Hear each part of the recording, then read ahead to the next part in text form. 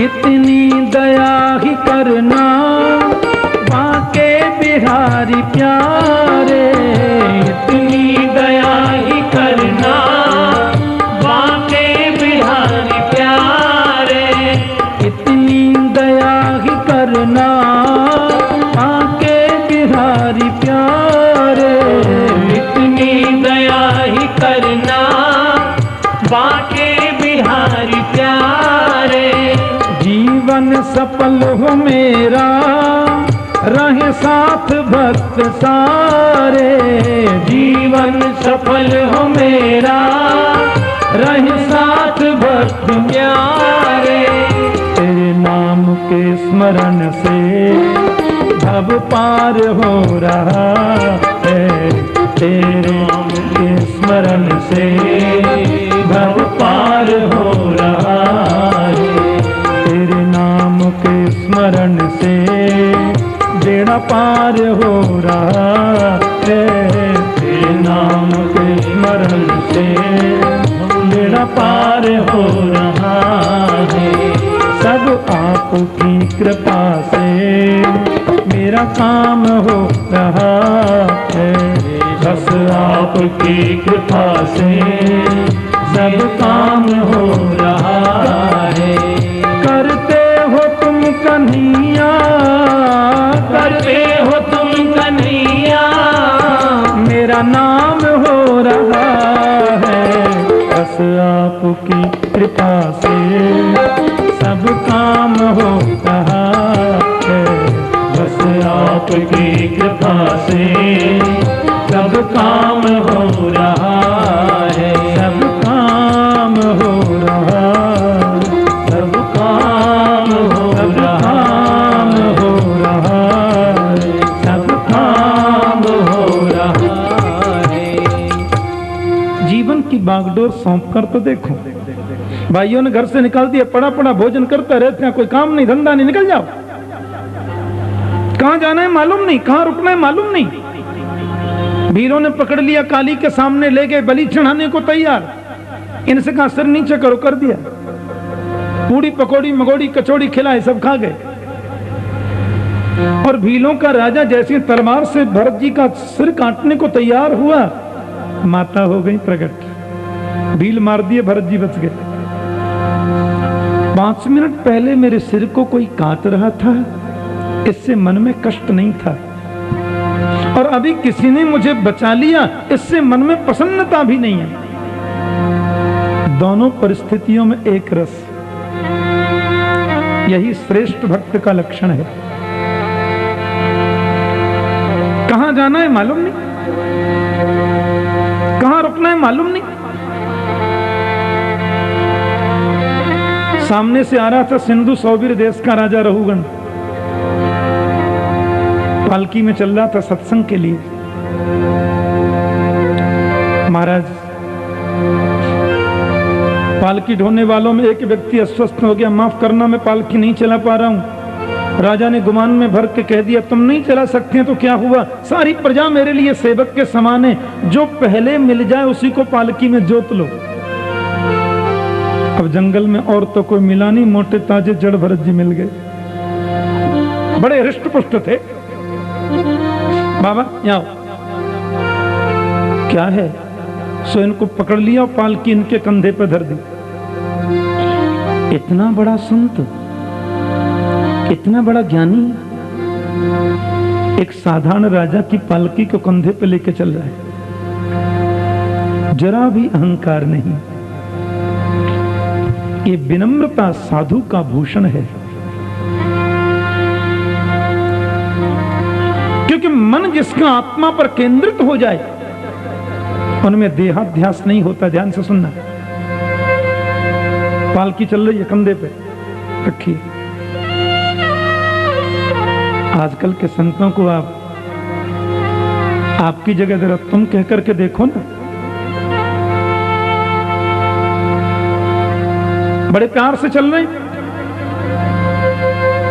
लेकिन जड़भरत जी का एक नियम था कि रास्ते में चलते हैं तो 5 हाथ जमीन देखते चलते हैं, कोई जीव मेरे पैर के नीचे आके मर न जाए। अब पालकी कंधे पे रखी है, जड़ भरत जी आगे चल रहे हैं। अकस्मात कोई चेंटा पैर के नीचे आया और बाबा उछल गया 5 हाथ ऊंचा। बाप रे, मर तो नहीं गया? क्यों जी, पालकी ढोने वाला जब उछलेगा तो बैठने वाले की हालत क्या होगी? रघुगण ने डांट के कहा, तुम लोग पालकी ढंग से नहीं चलाते, मेरे सिर में चोट लग गई। महाराज क्षमा करें, हम तो ठीक ही चलाते हैं, मोटा बाबा जो लगाया ये उछल जाता जी बार बार। रघुगण ने संत जड़भरत को ऐसे देखा जैसे ही कोई पागल को देखता है। क्या पहली बार आए हो मेरे राज्य में? ठीक से पालकी चलाओ। महाराज जी की तो अंतर्दृष्टि है, ध्यान ही नहीं दिया। रास्ते में चलने पैर के नीचे फिर चेंटी आई, फिर उछल गए। रघुगण ने कहा, बार बार तुमसे कह रहा हूं पालकी ढंग से चलाओ। कहां रहते हो? इतना मोटा ताजा शरीर लिए घूमते हो, पालकी नहीं चलती?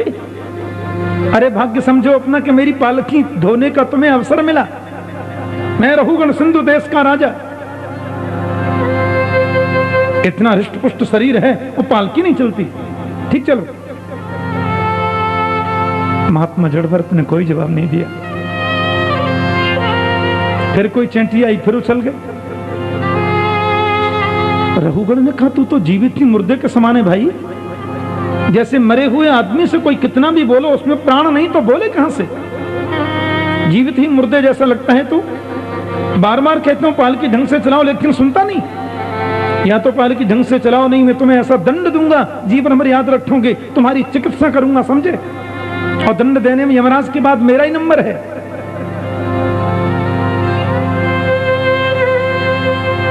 इस बात को सुनकर के संत जड़भरत की आंखों में आंसू आ गए और मन में सोचने लगे, अपने जीवन के 40-50 बसंत मैंने पूरे कर दिए, पर आज तक बोला नहीं था। जड़भरत बोलते नहीं थे, पर आज मुझे बोलना होगा, क्योंकि यदि आज मैं नहीं बोला तो लोग यही कहेंगे कि जड़भरत जैसे ज्ञानी ने जिसकी पालकी को ढोया, फिर भी वो राजा मूर्ख का मूर्ख ही रह गया। आज मुझे बोलना ही होगा।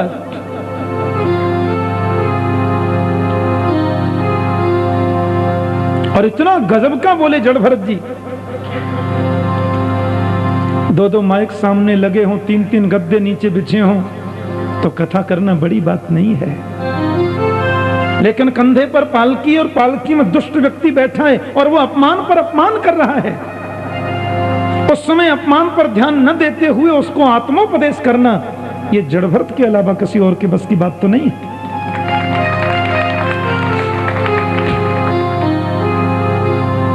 कि त्वयोदितं व्यक्तम अभिप्रलब्धम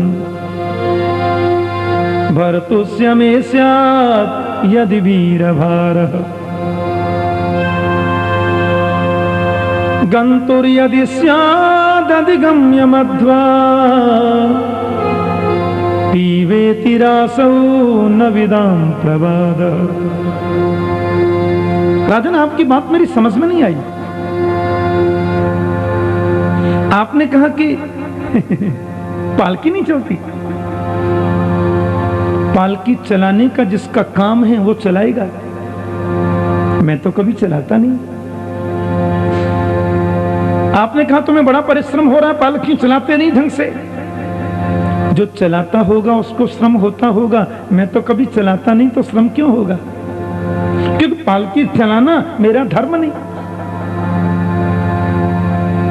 तुमने दूसरी बार मुझे डांट करके कहा, इतना मोटा शरीर लिए घूमते हो, पालकी नहीं चलती। जीवन मृतत्वम नियमेन राजन। ये मोटा होना तो मेरा शरीर का धर्म नहीं है। स्थौल्यम कार्श्यम आधय व्याधयश्च क्षुत्रिण समो गात्र परिश्रमस्य दैन्यम क्लमस्सो कविषादमोह देहेन जातस्य हिमेन संति। मोटा होना, पतला होना, ये सारे धर्म तो शरीर के हैं राजन। मैं कभी मोटा होता नहीं, पतला कभी होता नहीं। आप कैसे बोल सकते हैं कि मैं मोटा हूं कि पतला? आपने तीसरी बार मुझे डांट करके कहा कि तू जीवित भी मुर्दे के समान लगता है, पालकी नहीं चलती। मैं कभी जीवित होता ही नहीं, मैं कभी मरता ही नहीं, क्योंकि जीवन मृतत्वम नियमेन राजन आद्यंतवद्यस विकृतस्य दृष्टम सुस्वाम्य भावो ध्रुवैत्य यत्र तरिहुच्यते सौ विधिकृत्य योग। जीना मरना तो शरीर का धर्म है, ध्यान देना। जन्म लेता है शरीर, मोटा होता है शरीर, दुबला पतला होता है शरीर, जवान बूढ़ा होता है शरीर और मर जाता है शरीर। ये सब शरीर के धर्म हैं। भूख लगना और प्यास लगना ये दोनों प्राण के धर्म हैं। इच्छा, निद्रा, तंद्रा, भय, ग्लानि, शोक, मोह, ये सब होना मन और बुद्धि के धर्म है। राजन, मैं मन नहीं हूं, मैं बुद्धि नहीं हूं, मैं प्राण नहीं हूं, मैं शरीर तो बिल्कुल नहीं हूं। फिर आप कैसे कह सकते हैं कि मैं मोटा हूं कि पतला, मैं जीवित हूं कि मर गया? आपने एक और बात कही थी मैं तुम्हारी चिकित्सा करूंगा। जड़भरत जी बोले, जिसकी तुम चिकित्सा करोगे वो मैं हूं नहीं, और जो मैं हूं उसकी चिकित्सा कभी होती नहीं। तुम क्या चिकित्सा करोगे? गेहूं को पीसते पीसते हम लोग मैदा बना सकते हैं, पर मैदा को पीस कर आप कुछ नहीं बना सकते। क्या चिकित्सा करोगे मेरी? क्योंकि मैं हूं दिव्य चिन्मयी शाश्वत आत्मा, और नात्मा जजाना न मरिष्यत ने धते सौ। आत्मा न जजाना तो न मरिष्यति। आत्मा न जन्म लेती है न मरती है राजन। क्या चिकित्सा करेंगे आप? इस बात को सुनकर के रघुगण ने कहा, बाप रे, पालकी ढोने वाला कोई कहार इतना बड़ा ज्ञानी नहीं हो सकता। रघुगण तुरंत पालकी से नीचे कूद पड़ा, धड़ाम से महाराज के चरणों में गिर पड़ा। मुझे माफ करिए, आप कौन हैं? आप अपना परिचय दीजिए। कस्तुम निगूढ़ सरसिद्ध द्विजानाम विभर्ष सूत्रम कतमोपधूत कस्यासि पुत्रत्ति ही आपि कस्मात् क्षेमाय नश्चोदति नोत शुक्ल। अपना परिचय दें। आप व्यास हैं कि पराशर हैं कि भगवान सुखदेव हैं कि मेरे गुरुदेव श्री कपिल देव हैं? कौन है आप? बहुत बड़ी भूल होते होते बच गई महाराज। मैंने आप जैसे मनीषी का इतना बड़ा अपमान कर दिया। पहले अपना परिचय दीजिए, कौन है आप? जड़भरत जी बोले, ये तुम्हारी दूसरी गलती है, हमसे ये पूछना कि मैं कौन हूं। अरे जो तुम हो सो मैं हूं, जो मैं हूं वो तुम हो। एक सूरज के नीचे 1000 घड़ों में पानी भर के रख दो, और प्रत्येक घड़े में गौर से देखो, आपको अलग अलग सूरज दिखाई देगा, पर सूरज 1000 कभी नहीं होते, एक ही सूरज होता है। जब परमात्मा 1000 नहीं हो सकते तो मैं और तुम 2 कैसे हो सकते हैं? बोलो जय श्री कृष्ण। एक ही तो है। रघुगण बोला, थोड़ा नीचे वाली सिद्धि से बोल दिए, मैं इतना ऊंचा पहुंच नहीं सकता। पर एक बात मुझे बता दें भगवान, आपने कहा कि शरीर पर तकलीफें होती हैं, आत्मा पर नहीं होती, आत्मा इन सबसे परे है। तो मैं पूछ रहा हूं, शरीर का संबंध किससे है? जड़भरत जी बोले, शरीर का संबंध इंद्रियों से है। इंद्रियों का संबंध किससे है? बोले, इंद्रियों का संबंध मन से है। मन का संबंध किससे है? बोले, मन का आत्मा से है। आत्मा का संबंध किससे है? बोले, अन्योन्याश्रित होने के नाते मन का संबंध बुद्धि से है, और बुद्धि का आत्मा से है। अरे महाराज, तो स्थल्यग्नितापात पयसोभिताप तत्ताप तत्तंडुल गर्भरंध्री। रघुगण कहते हैं कि मैंने चूल्हे पर एक बर्तन रखा, और बर्तन में दूध या पानी डाला, और दूध में फिर चावल डाले, और अग्नि जब चूल्हे में जलाई तो अग्नि का संबंध बर्तन से है। बर्तन गर्म हुआ। बर्तन का संबंध पानी से है तो पानी गर्म हुआ। पानी का संबंध उसमें पड़े चावल से है तो चावल गर्म होकर भात बन गया। जब शरीर का संबंध इंद्रियों से है तो शरीर का कष्ट इंद्रिय क्यों नहीं भोगेंगी, और इंद्रियों का संबंध मन से है तो तकलीफ मन को होगी, और मन का संबंध बुद्धि से है तो बुद्धि को भी कष्ट होगा, और जब आत्मा से उसका संबंध है तो आत्मा को कष्ट क्यों नहीं होगा। जड़भरत जी बहुत हंसे, बोलिया कोविद वेदवादान बदस्य तो नाथि विदम वरिष्ठ न सूरयो व्यवहारमेनम तत्वावमर्शेन सह मनन्ति। जड़भरत जी कहते हैं तुम बातें ज्ञानियों जैसी करते हो पर अभी अनुभव में नहीं आई। चूल्हे पर बर्तन रखा, बर्तन में दूध रखा, पर दूध में चावल की जगह कंकड़ पत्थर डालो तो खीर बनेगी क्या? तुम विकारयुक्त अग्नि, विकारयुक्त पानी, विकारयुक्त बर्तन, विकारयुक्त चावल की तुलना निर्विकारी आत्मा से कैसे दे सकते हो? आत्मा तो शाश्वत है। देखो, एक आश्रम में 2000 महात्मा रहते थे। अच्छा, 2000 थे महात्मा और एक थे महंत जी। अब महंत जी महाराज जो थे बड़े ज्ञानी थे। 2000 संतों में एक संत मर गया, बड़ा हृष्ट पुष्ट गौर वर्ण का संत था। अब उस संत का शव पड़ा है बीच में और चारों तरफ महात्मा बैठ के छाती पीट पीट के रो रहे हैं, लेकिन महंत जी हंस रहे हैं। लोग बोले ये बेचारा मर गया और आप हंसते हैं। महंत जी बोले ये बताओ ये जिंदा कब था? बोले 2 मिनट पहले जिंदा था, अभी मर गया है। बोले मरने वाले को तुमने देखा है, बताओ कैसा था? बोले गोरा गोरा था, 3.5 हाथ का था, 1.5 हाथ की दाढ़ी थी, बहुत लंबी जटा थी, गोरा गोरा था। बोले वो तो सामने पड़ा है, फिर रोते क्यों हो? गोरा भी है, दाढ़ी भी है, जटा भी है, 3.5 हाथ का भी है। अजी हम उसके लिए रो रहे हैं जो इसमें से निकल के चला गया। बोले वही मैं पूछ रहा हूँ, निकल के जाने वाले को तुमने देखा है? बताओ कैसा था? बोले गोरा गोरा था, 3.5 हाथ का था, वो तो सामने पड़ा, फिर रोते क्यों? अजी हम उसको रो रहे हैं जो चला गया। बोले वही मैं पूछ रहा हूँ, वो कैसा था? बोले गोरा गोरा था, दाढ़ी वाला था। अरे भले आदमी, वो तो सामने पड़ा है, फिर रोते क्यों हो? चूल्हे पर बर्तन रखो, बर्तन में पानी भर दो, नीचे से अग्नि जब जलती है तो पानी खोलने लग जाता है। हमें खुशी होती है पानी गर्म हो गया, लेकिन 1.5 घंटे बाद जब अग्नि को नीचे से हटाया तो पानी ठंडा हो गया। अब हम रोने लगे, पानी तो ठंडा हो गया, पानी तो ठंडा हो गया। अरे ठंडा तो पानी पहले भी था और अब भी ठंडा है। गर्म तो केवल उतनी देर को था जब तक इसके नीचे अग्नि जल रही थी। हमारे शास्त्रों में शरीर का एक नाम है मरण धर्मा, यानी शरीर का काम है केवल मरना और कोई काम है ही नहीं। और जिस दिन से शरीर ने जन्म लिया है उसी दिन से इसका मरना शुरू हो गया, हमको पता नहीं चलता। घर में कहीं गए, किसी ने 15 दिन का बच्चा मेरी गोद में दिया, ओहो इतना सुंदर, कैसा बच्चा है, हैं? 1 वर्ष बाद में गया तो घर में आंगन में बालक खेल रहा है। मैंने कहा ये कौन है? बोले वही है महाराज जो आपने 15 दिन का गोद में लिया था। अरे मैंने कहा ये तो बड़ा हो गया। 2 वर्ष बाद में गया फिर घर पे तो देखा 5 किलो का बच्चा और 20 किलो का बस्ता कमर पे लाद के जा रहा है। मैंने कहा ये कौन?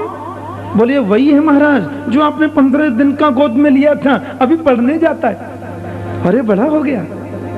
10 वर्ष बाद में गया तो चश्मा पहने एक बालक खड़ा था चौक में। मैंने कहा ये कौन? बोलिए वही है महाराज जो आपने 15 दिन का गोद में लिया था, अब इसको चश्मा लग गया, अब इसकी गोद में जो है वो इसके 15 दिन का बेटा है। लेकिन वो बच्चा कब बदलने लगा हमको पता चला क्या? जो चीज 1 वर्ष में बदलती है 1 महीने में बदलेगी, 1 महीने में जो बदलती है 1 दिन में बदलेगी, 1 दिन में जो बदलती है 1 घंटे में बदलेगी, 1 घंटे में जो बदलती है 1 मिनट में बदलेगी, 1 मिनट में जो बदलती है 1 सेकंड में बदलेगी, 1 सेकंड में जो बदलती है वो सेकंड के 100वें भाग में भी बदलेगी। और इस बदलने का नाम ही मरना है। और जिस दिन से शरीर ने जन्म लिया उसी दिन से इसका मरना शुरू हो गया। इसलिए शरीर का नाम है मरण धर्म। 3 बजे गद्दी पर बैठते समय शरीर जैसा था वैसा अब नहीं है, और अब जैसा है वैसा 6 बजे तक नहीं रहेगा। हमको दिखता नहीं पर वो बदल चुका, वो मर चुका। परिवर्तन संसारे मृतक को वा न जायते। और ये सच्ची 25 वर्ष का आदमी हुआ, हैप्पी बर्थडे टू यू, ताली बजा के कमर मटका के नाच रहे हैं, अंग्रेजी में गा रहे हैं। एक संत बोले गाना नहीं रोना चाहिए। मैंने कहा क्यों? 25 वर्ष का बेटा हो गया। बोले 25 वर्ष का नहीं हुआ, उसके 25 वर्ष कम हो गए, उसके जीवन के 25 वर्ष कम हो गए। हंसना क्या? और यह धर्म केवल शरीर का है, आत्मा का नहीं। शरीर पहले भी मरा हुआ था, अब भी मरा हुआ है। जीवित तो तब तक था जब तक इसमें आत्मा स्वरूपणी अग्नि विद्यमान है, और उसके हटते ही शरीर फिर मर गया। उसके लिए क्या रोना? एक बात बताना, हम लोग जब 4 धाम की यात्रा जाते हैं तो मैं एक जगह बैठा था, तो 4 व्यक्ति बैठे थे, बूढ़े बाबा। हाँ, ये बुजुर्ग लोग जब बैठते हैं ना तो अपनी पुरानी बातें बहुत करते हैं। हाँ, एक बोले हम तो बद्रीनाथ हो आए, केदारनाथ हो आए,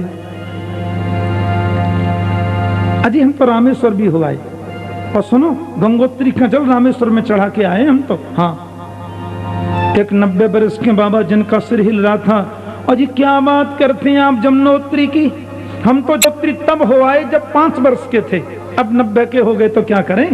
5 वर्ष की उम्र में जमुनोत्री हो आए थे। इस बात का साक्षी कौन है? ध्यान देना। हम कहते हैं ना 5 वर्ष के थे तब हम जमुनोत्री होकर आए, अब 90 के हो गए। इस बात का साक्षी ही आत्मा है। यानी वो आत्मा तुम्हें बता रही है कि तुम्हारा शरीर जब 5 वर्ष का था उस समय भी मैं वैसी ही थी जैसी आज हूं। शरीर में परिवर्तन आया, आत्मा में नहीं आया। 7 महीने के गर्भ के बच्चे की आत्मा जैसी होती है वैसी आत्मा 90 वर्ष के बूढ़े बाबा की होती है, और वो आत्मा ही मैं हूं, मैं शरीर नहीं हूं। इसलिए पालकी का परिश्रम क्या है? पालकी के चलने की स्थिति क्या है? रघुगण तो पागलों की तरह देख रहा है। और जड़भरत जी से बोला तो इसका मतलब शरीर ही? बोले हाँ, मरता है शरीर, जन्म लेता है शरीर, भूख प्यास लगती है प्राणों को, इच्छा निद्रा तंद्रा भय क्लेश ग्लानि होता है मन और बुद्धि को। आत्मा तो सबसे परे है, आत्मा तो सबसे निर्विकल्प है। गीता में गोविंद ने बड़ी सुंदर बात कही कि वासांसि जीर्णानि यथा विहाय नवानि गृह्णाति नरो पराणि। हमें पता चलता है कि कपड़ा पुराना हो गया तो हम पुराने वस्त्र को उतारकर नवीन वस्त्र पहन लेते हैं। ऐसी आत्मा को जब पता चलता है कि शरीर रूपी वस्त्र पुराना हो गया, वो इसको उतार के दूसरा वस्त्र पहन लेती है। तो आत्मा के द्वारा जो वस्त्र का परिवर्तन है उसी को हम अपनी दृष्टि में जन्म और मृत्यु बोलते हैं। वस्तुतः आत्मा सबसे परे। और जिसको इस बात का ज्ञान हो गया उसकी दृष्टि में न जीने का कोई मतलब है न मरने का कोई अर्थ है। वो तो समझता मैं तो चिन्ह में आत्मा हूं। अब आपने कथा तो सुनी होगी कि ब्रह्मा जी के बेटा है ना सनक सनंदन सनातन सनत कुमार, 4 भाई। और मैंने एक दिन कथा में कहा था कि ये देखने में लगते हैं 5 वर्ष के और उम्र है 50,000 वर्ष की। बड़े सुंदर हैं चारों, लंगोटी पहनते हैं बस, और हरिशरणम हरिशरणम हरिशरणम मंत्र जाप करते हैं बस। इन्होंने काल पर विजय प्राप्त कर ली। ब्रह्मा से बोले कि हम 5 से 5.25 के कभी होंगे ही नहीं तो कोई शादी करेगा ही नहीं। कि दुनिया बहुत विचित्र है। हाँ,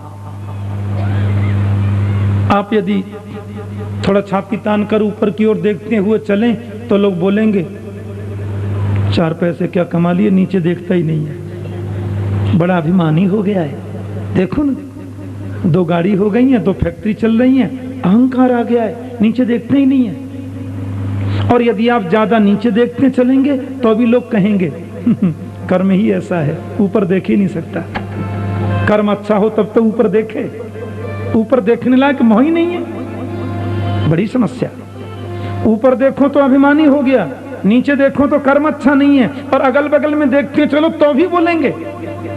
आंखों का ठिकाना ही नहीं है, घूमती रहती है, तो क्या मर जाएं? कहां जाएं? इसलिए जो ज्ञानी लोग होते हैं वो मन ही मन प्रणाम करते हैं, औपचारिकता नहीं करते, दिखावा नहीं, प्रदर्शन नहीं, मन ही मन प्रणाम। अब चारों भाई जा रहे थे रास्ते में और सामने से आ रहे थे शिव और पार्वती। अच्छा पहले प्यार से बोलो जय श्री कृष्ण। शिव पार्वती को देखते कि चारों भाइयों ने उनको प्रणाम नहीं किया, नहीं किया तो नहीं किया। और शंकर जी तो बड़े भोले महाराज, इतना भोला, तीन पत्ते का बेल पत्र चढ़ाओ तो भी खुशी, एक लोटा हैंडपंप का पानी चढ़ाओ तो भी खुशी, 50 ग्राम चिनिया बादाम चढ़ाओ तो भी खुशी, मंदिर से घंटा चुरा के भाग जाओ तो भी खुशी।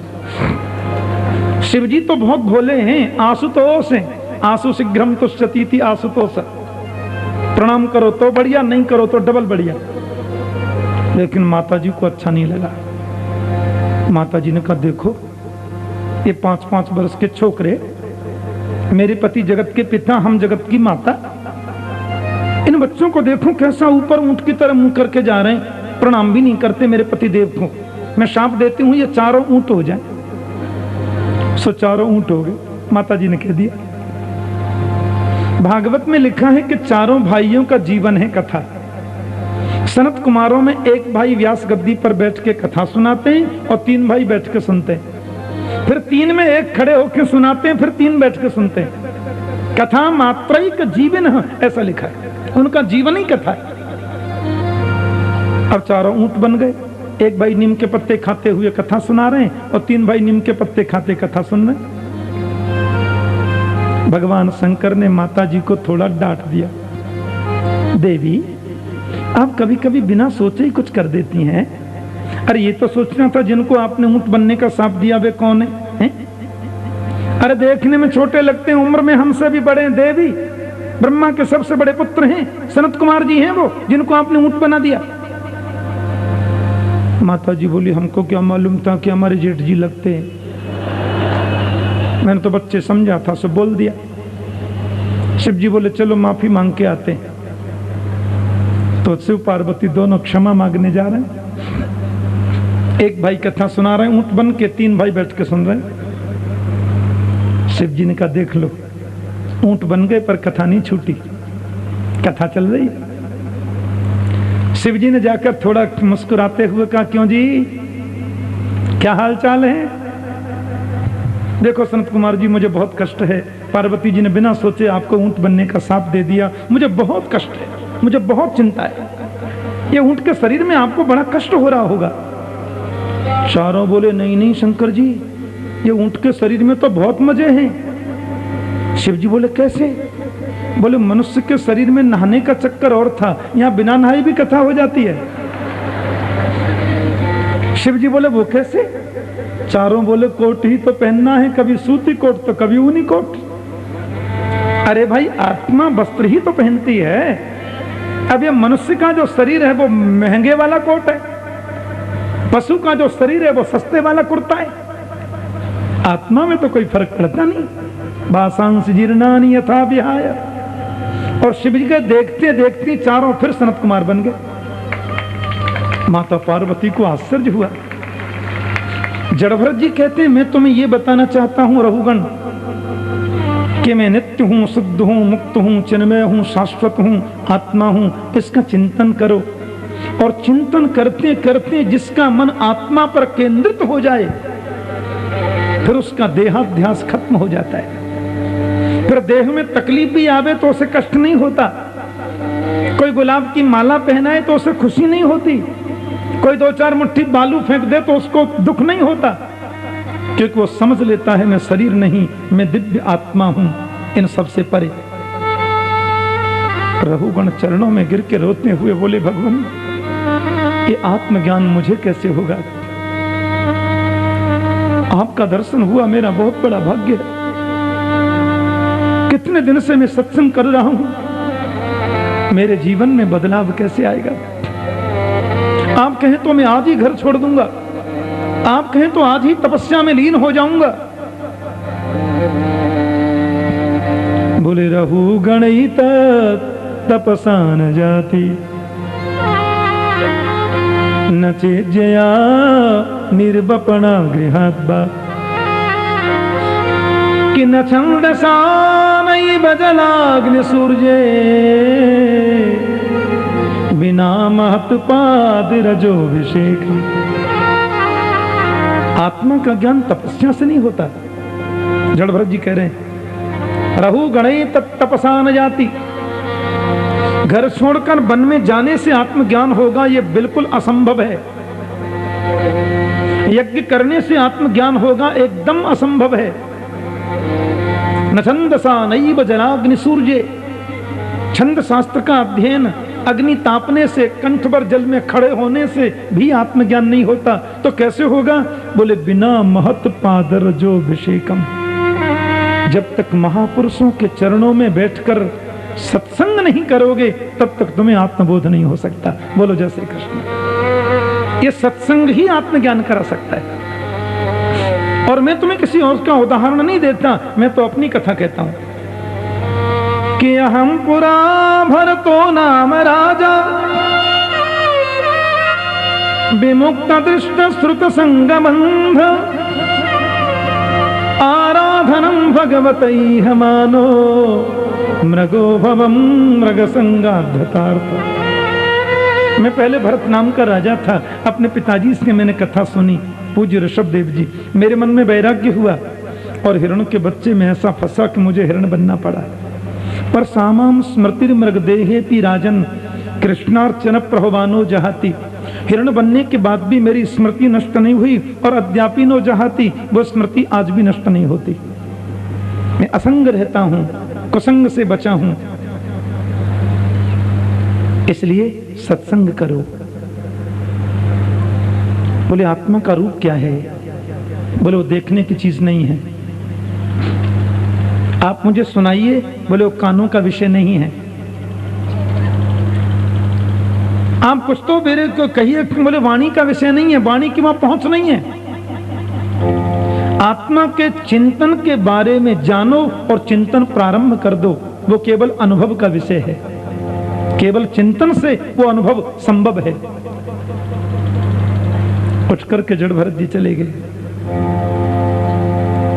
राजा ने कहा महाराज तो मैं अब क्या करूं? बोले रघुगण, ये संसार एक अटवी है।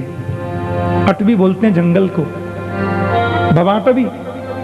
ये संसार एक अटवी है और इस संसार रूपी जंगल में हम लोग आए हैं। ये हमारा संसार नहीं है। ये हमारे लिए देश बिराना है। हम तो भगवान के देश से आए हैं और हम लोग बड़े व्यापारी हैं। हमारे पास में बहुत बड़े बड़े रत्न हैं और उन रत्नों में सबसे बड़ा रत्न है मन। मन रूपी रत्न को काम क्रोध लोभ रूप जैसे शत्रुओं से बचा के रखो तो आत्मचिंतन होगा।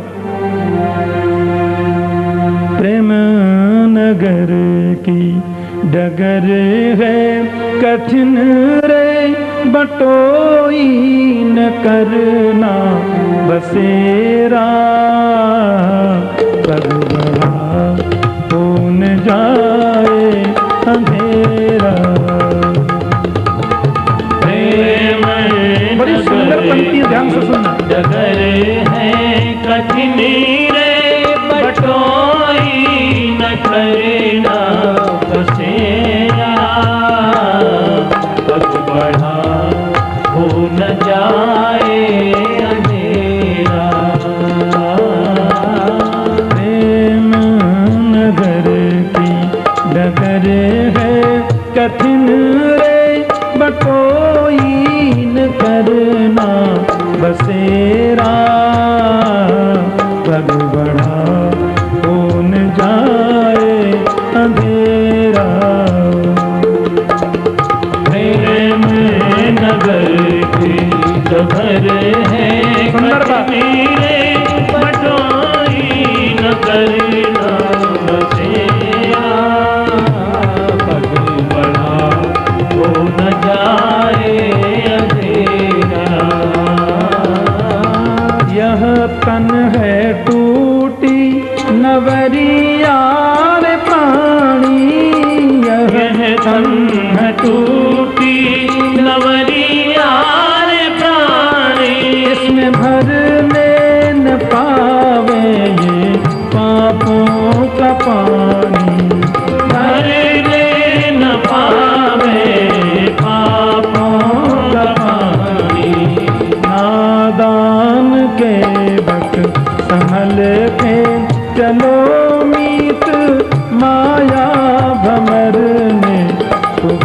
बसेरा, तब बढ़ा हो न जाए अंधेरा। प्रेम नगर की डगर है कठिन रे, बटोही न करना बसेरा, तब बढ़ा हो न जाए अंधेरा। सुंदर बात। ये शरीर एक नौका है, इसमें पाप का पानी न भर जाए ये प्रयास करो, नहीं तो मुश्किल होगी। सुंदर पंक्ति।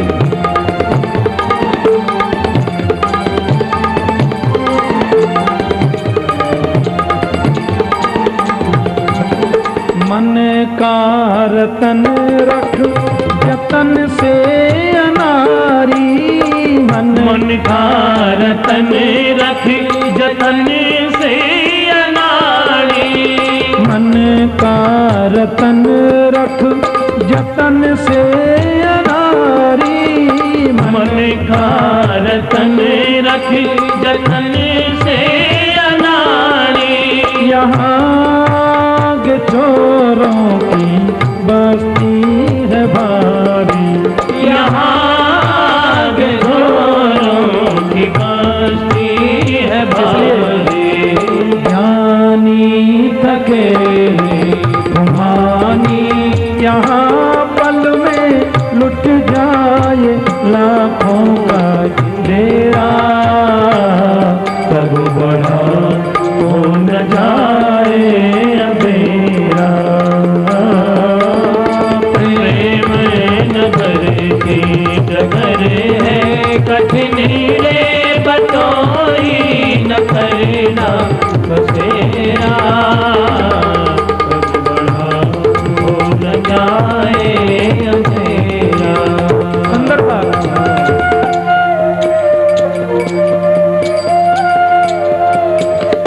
मन के रत्न को संभाल कर रखो। बड़े बड़े योगियों का डेरा लुट गया, सावधानी हटी और दुर्घटना घटी।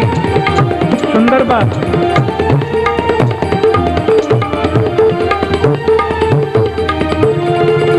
समझ रुख हवा रंग लगी है दिखाने, समझ रुख हवा रंग लगी है दिखाने, और इसका मरम जान ले दीवाने, इसका मरम जान ले रे दीवाने। ये देश वीराना है भोले पथिक ले, समझ मित्र है कौन तेरा, अगर बढ़ा हो न जाए अंधेरा। हरि बोल। प्रेम नगर की डगर है कठिन रे बटोही न करना बसेरा, तब बढ़ा हो न जाए अंधेरा। बादल विपत की अंधेरी है रातें, बादल विपत की अंधेरी है रातें, बादल विपत की अंधेरी है रातें, बादल विपत की अंधेरी है रातें। भजन सार सब झूठी दुनिया की बातें, ये भजन सारी सब झूठी दुनिया की बातें। लखो श्याम पुत्री में उसकी झलक मित्र हो जाए पल में सवेरा, तब बढ़ा हो न जाए अंधेरा। प्रेम नगर के डगर है कठिन रे,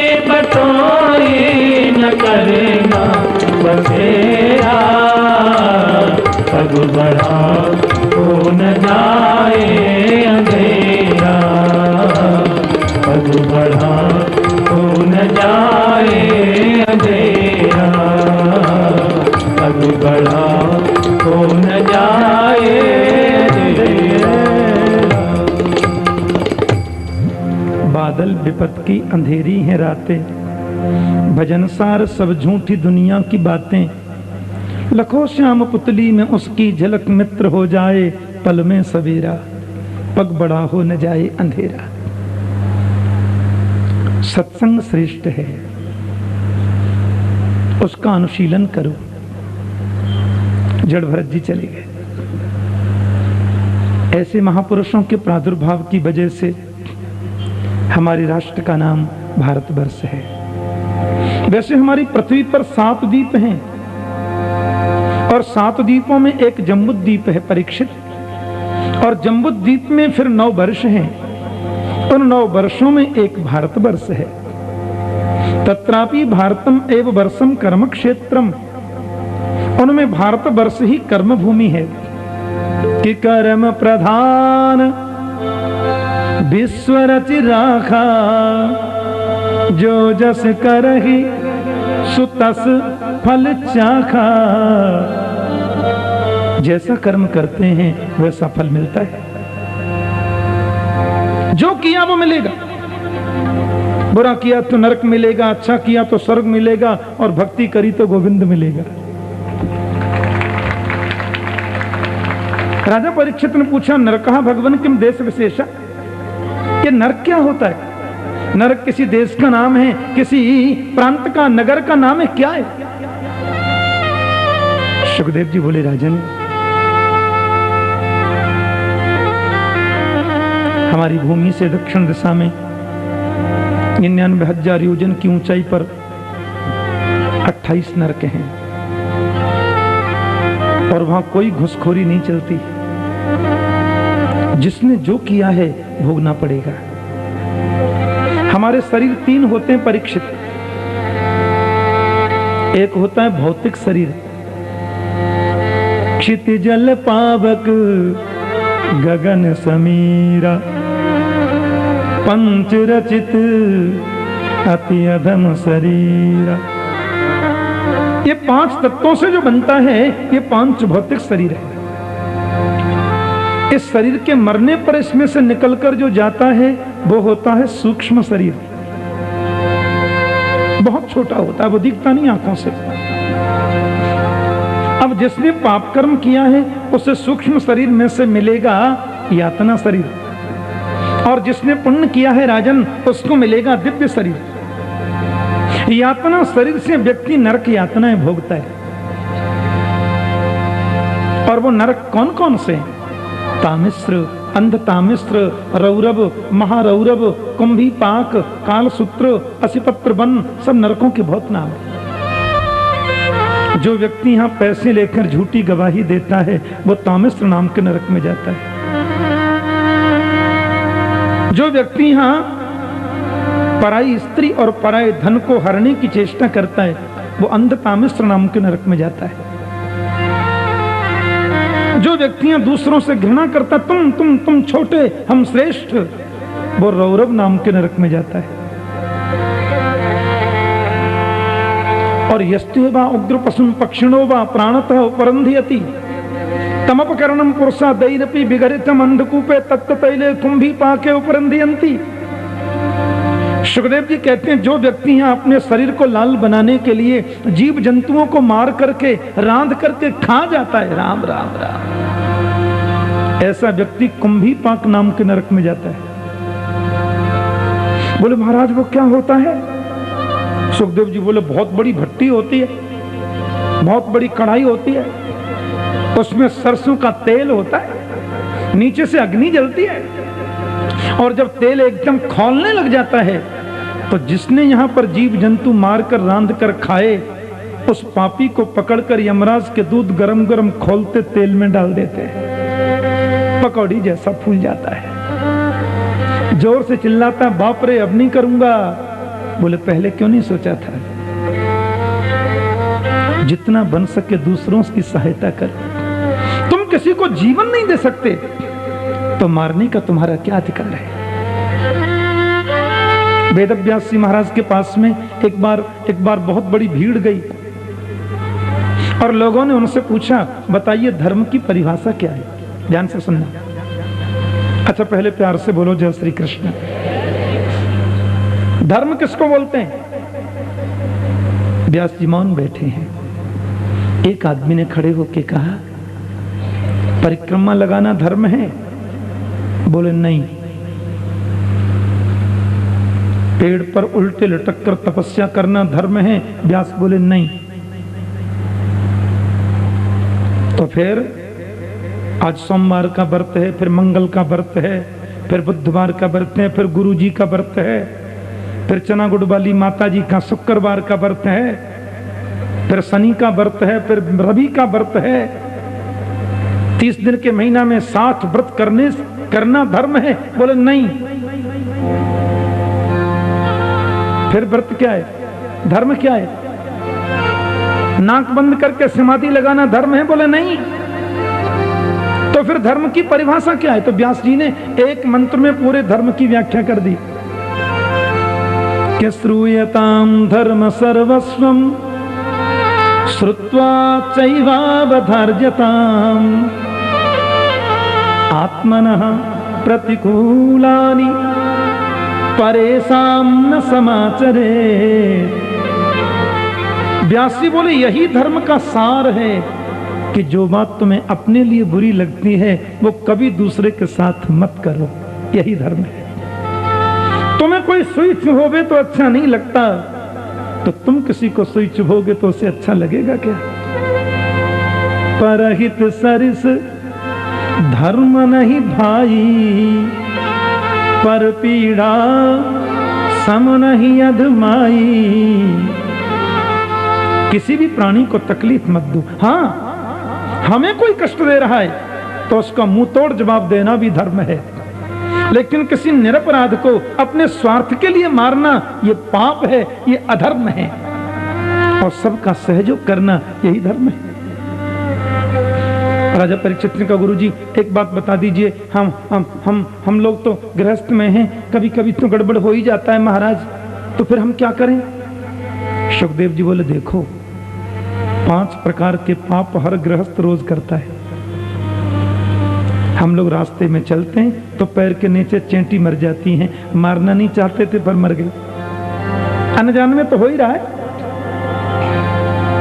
हम लोग भोजन बनाते हैं तो लकड़ी में जो अग्नि जलती है उसकी गर्मी से कितने कीड़े मर जाते हैं। हम लोग खेती में हल जोतते हैं तो दिखते नहीं पर कीटाणु मरते तो हैं ही। हम सवेरे घर में झाड़ू लगाते हैं तो जीव जंतु मर तो जाते ही। हर गृहस्थ व्यक्ति को राजन ये 5 यज्ञ रोज करने चाहिए। ध्यान से सुनना। घर में भोजन बनाओ तो पहली रोटी गौ माता के लिए बनाओ, उसको बोलते हैं गौ ग्रास। 50-100 ग्राम आटा रोज चेंटियों के लिए वृक्षों की जड़ में डालो। 100-200 ग्राम अन्न के दाने अपने ऊपर छत पर पक्षियों के लिए डालो। आटे की गोली बनाकर मछलियों को तालाब में डालो। घर में कोई संत पधारे तो उसको अन्न दान कर दो। खर्चा ज्यादा होगा नहीं, यज्ञ हो जाएंगे 5। अनजान में किए गए पाप कर्मों से छुटकारा रोज मिलता रहेगा। राजा बोले, मान लो कोई पाप बड़ा हो गया पर हमको मालूम नहीं था कि पाप बहुत बड़ा हो गया है और हम नहीं चाहते उसके बदले हम नरक में जाएं, तो क्या करें? सुखदेव जी ने बहुत सुंदर बात कही कि कर्मणा कर्म निर्हारो न ह्यात्यंति कैष्यते अविद्वदकारित्वा प्रायश्चित्यं विमर्शनम्। यदि पाप के बदले हम नरक में नहीं जाना चाहते तो उसका प्रायश्चित्त करो। कैसे? एक उदाहरण, मैंने झूठ बोला। आपने कहा ठाकुर जी झूठ क्यों बोलते हैं? मैंने कहा सॉरी, गलती हो गई।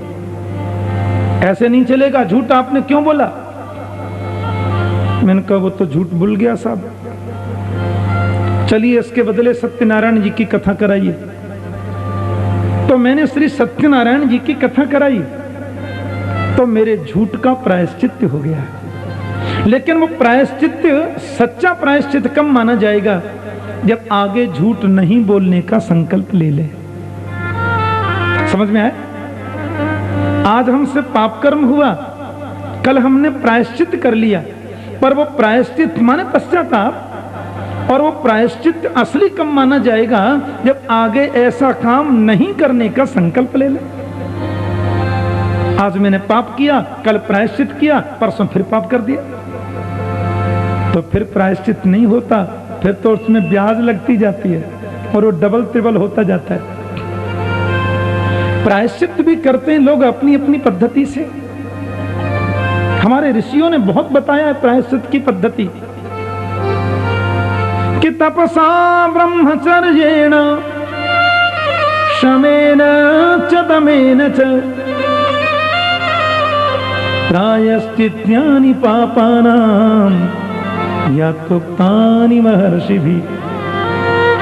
कोई तपस्या से प्रायश्चित करता है, कोई ब्रह्मचर्य से प्रायश्चित करता है, कोई यम नियम आसन प्राणायाम के द्वारा प्रायश्चित करता है, लेकिन दुनिया का सर्वश्रेष्ठ प्रायश्चित करी यदि कोई है तो गोविंद के नाम का गान है, और कोई नहीं है। कि केचिद केवलया भक्त्या वासुदेव परायणा अघम धुन्वन्ति कार्ष्ण्येन निहारम इव भास्कर। प्रभु के चरणों की भक्ति समस्त पापों का सर्वोत्तम प्रायश्चित है। और मैं तो यहां तक कहता हूं परीक्षित, सकृन् मनः कृष्ण पदारविंदयो निवेशितम तद्गुण रागयैरिह नते यमं पाशभृतश्च तद्भटान् स्वप्नेपि पश्यन्ति चिरण निष्कृता। सकृत माने एक बार भी जिसने अपने मन को गोविंद के चरणों में लगा दिया, एक बार भी जिसने कन्हैया के नाम का गान कर लिया, वो यमराज की पुरी में यानी कि नरक में स्वप्न में भी कभी नहीं जाता। और मुझे एक बात याद आ रही है, कान्य कुब्जे दुजक कश्चित दासी पति रजा मिला नामना नष्ट सदाचारो दास्या संसर्ग दूषित। एक पंडित जी थे, उनका नाम था अजामिल। ध्यान से सुनना, बड़े अच्छे थे पंडित जी, पढ़े लिखे थे, विद्वान थे, सुंदर भी थे, कदाचित सुशील भी थे। उनकी पत्नी भी थी, एक बेटा भी था, बहुत पढ़े लिखे थे। अरे ज्यादा पढ़े लिखे लोग जो होते हैं ना, गलती भी करते हैं तो फिर अव्वल दर्जे की करते हैं, छोटी मोटी गलती नहीं करते। छोटा मोटा क्या लेना, फिर तो पूरा बोलो जय श्री कृष्ण। हाँ, जाने दो।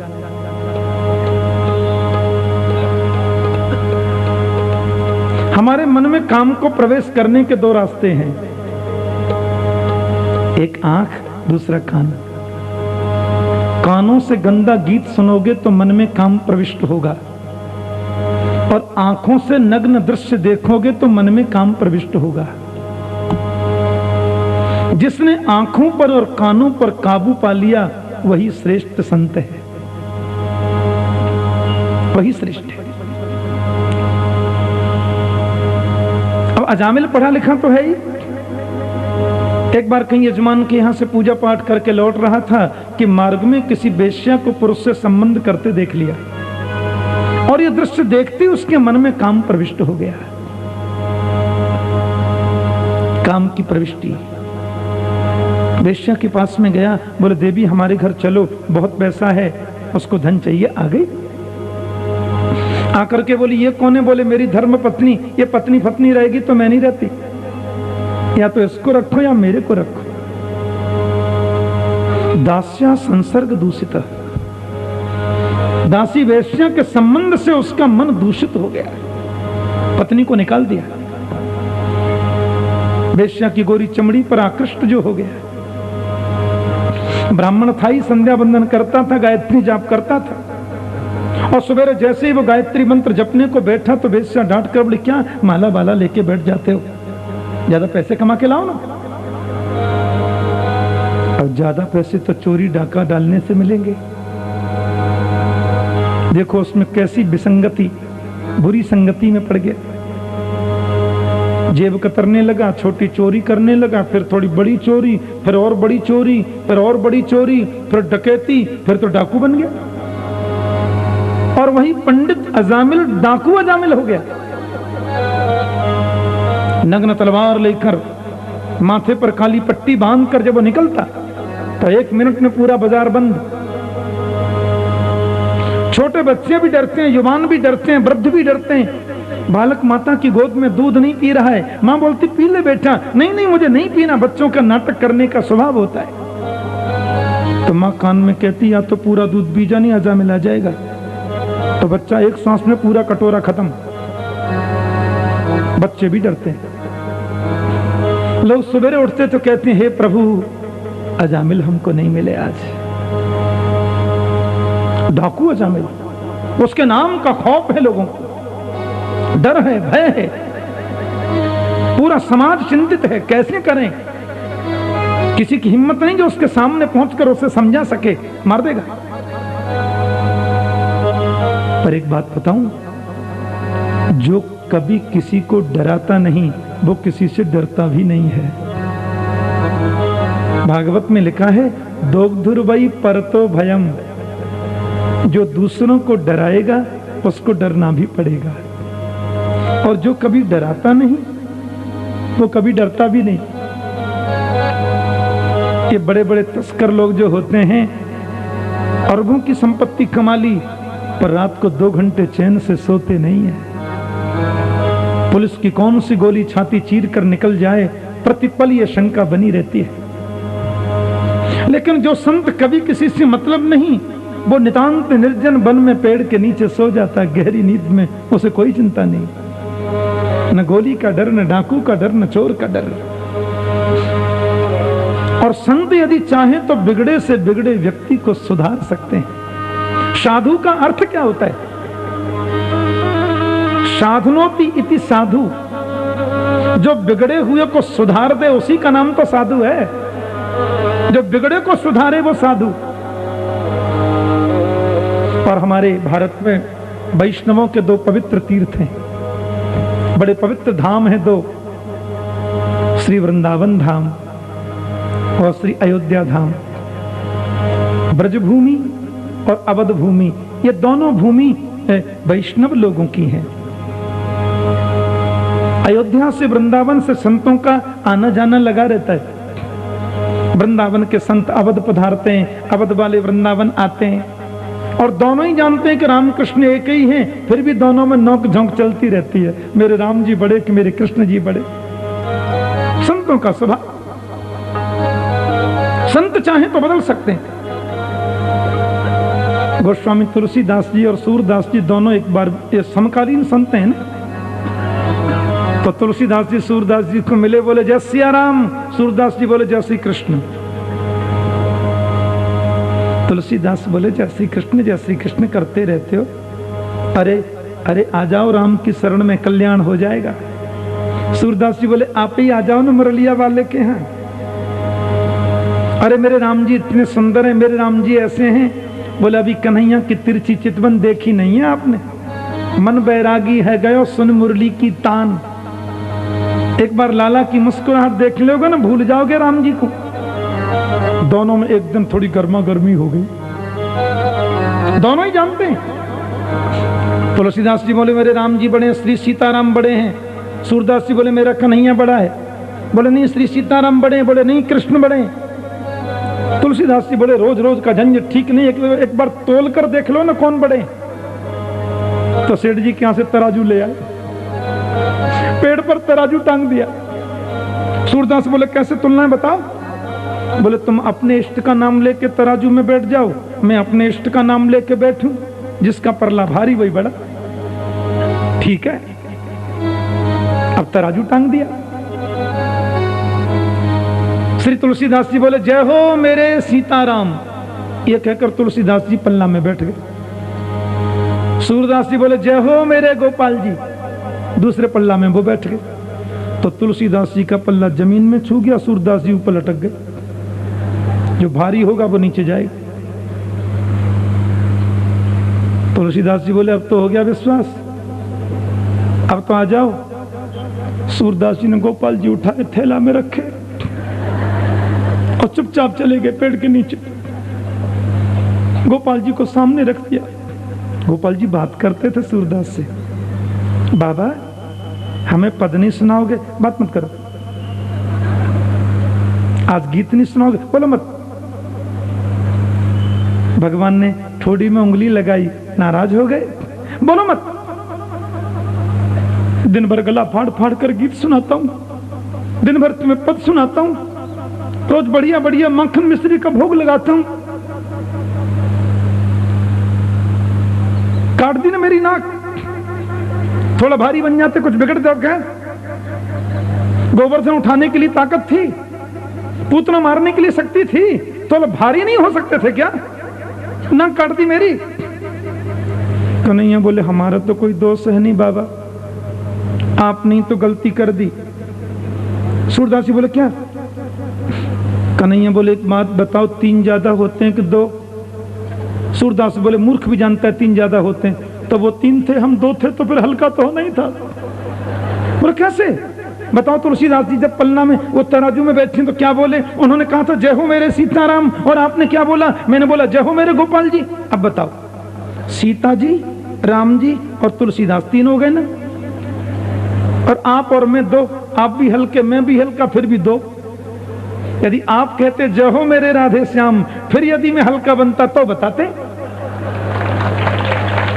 सूरदास जी बोले गड़बड़ हो गया। गोपाल जी लिए थैला में रखे और लठियां टेकते टेकते पहुंचे। तुलसीदास जी हैं क्या? तुलसीदास जी हंस के निकले, आओ आओ आओ महाराज, तराजू लाइए, दोबारा तोलेंगे। वो गड़बड़ी हो गई थी। तुलसीदास जी बोले जिसने तुमको सिखा के भेजा है ना, मेरे को सब मालूम है, बार बार नहीं तुलते, एक बार तुलना था, हो गया, अब नहीं तुलेंगे। हाँ। दोनों गले लगकर बहुत रोए। ये गोविंद ही तो मेरा राम है और राम ही तो गोविंद है, अंतर क्या है? सूरदास जी एक ही तत्व है दोनों। आपको मालूम है तुलसीदास जी ने कितनी सुंदर कृष्ण गीतावली लिखी है, कवितावली लिखी है। गोविंद के बारे में इतने सुंदर पद हैं तुलसीदास जी के, सुन सुनकर मन गदगद हो जाता है। अयोध्या के वैष्णव, हमारे वृंदावन के वैष्णव दोनों आपस में मिलते हैं और जानते हैं कि राम ही कृष्ण है, कृष्ण ही राम है। अब अयोध्या से वृंदावन जब आते हैं तो अजामिल का गांव बीच में पड़ता है। 25 संतों की टोली, बीच में राम जी का डोला, आगे सीताराम का झंडा और श्री गुरुदेव की पालकी। 25 संत वृंदावन जा रहे हैं कीर्तन करते हुए। मृदंग लग रही है हाथ में, मंजीरा लग रहे हैं। श्री राम वृंदावन की यात्रा अवध के संत कर रहे हैं। बड़े दिव्य भाव, बड़ी अद्भुत क्षमता, राम नाम का कीर्तन करते चल रहे, वृंदावन जा रहे हैं। बड़ा सुंदर भाव है। आइए हम लोग भी उनमें मिल जाएं।